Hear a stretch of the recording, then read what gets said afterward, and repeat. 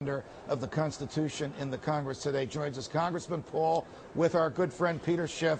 Welcome back to Freedom Watch. Thank you. Good to be with you again. Were you as, could you raise his volume a little bit? Were you as scandalized as I and Peter and many of our colleagues when Secretary Geithner yesterday before the House Financial Services Committee was unable to tell Congresswoman Bachmann where in the Constitution the Treasury Department looks for authority to justify the things it's been doing lately?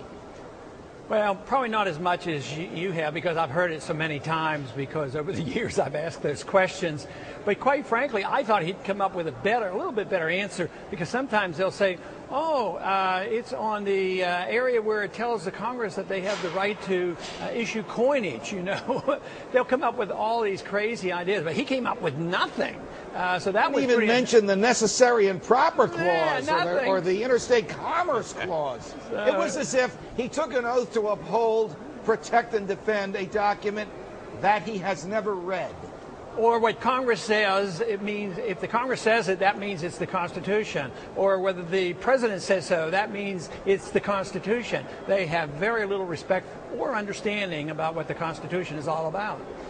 Mrs. Pelosi apparently indicated this morning, according to your colleague John Shadegg from Arizona on my radio show, Brian and the Judge, that she's of the belief that the powers that the Secretary of the Treasury asked for yesterday and the President again asked for last night, which would let Treasury examine the books and wind down any corporation, whether it's the recipient of federal largesse, whether it's publicly traded, whether it's privately held, an S corporation, any corporation in the country that they think might be in trouble and could cause systemic problems, that legislation is so important that there will be no committee hearings about it in the House and just an hour debate on the House floor.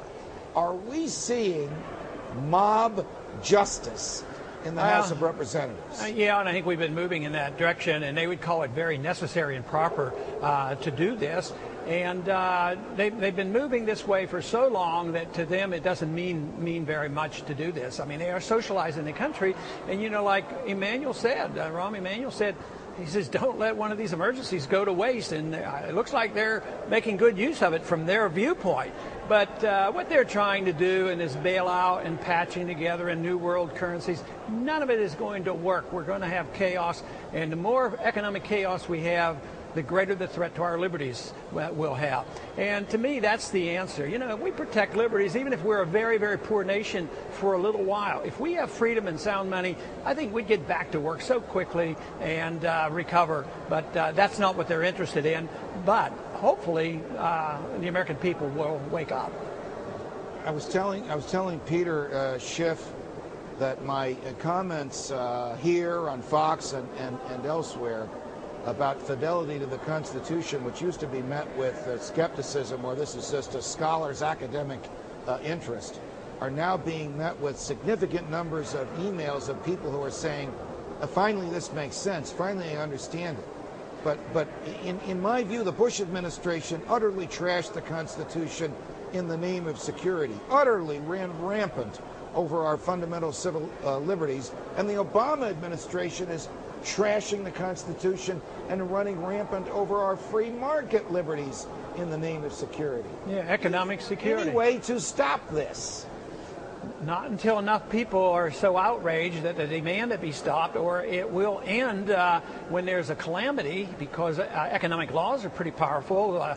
We didn't have to fight the Soviets, and there was no military takeover of their government, but the old Soviet system collapsed because they couldn't finance it. So there may be some good things on the horizon, because we cannot continue to finance this. We will have to give up on our world empire, and we're going to have to give up on this wild spending, because it will destroy the dollar.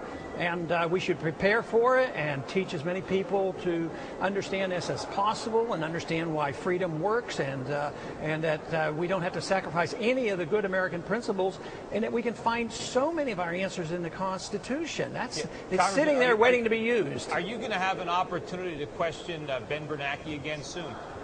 No, but I think Geithner's supposed to be before Financial Services tomorrow. Because what you gotta remember is to try to keep your questions very short and poignant, so you can have a chance to rebut them when they ignore what you're asking. There's two arguments on that, and I get a lot of criticism for not doing that.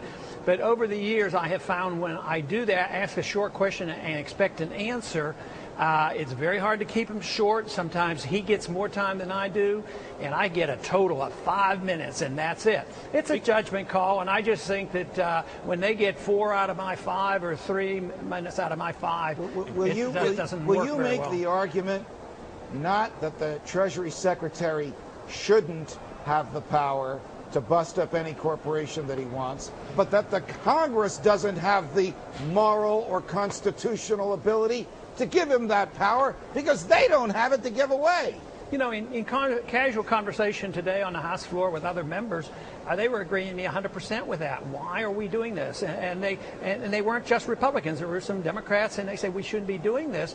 And I do have some Democrats on my bill to have transparency of the Fed, audit the Fed. So I think our sentiments are growing, but not in leadership yet.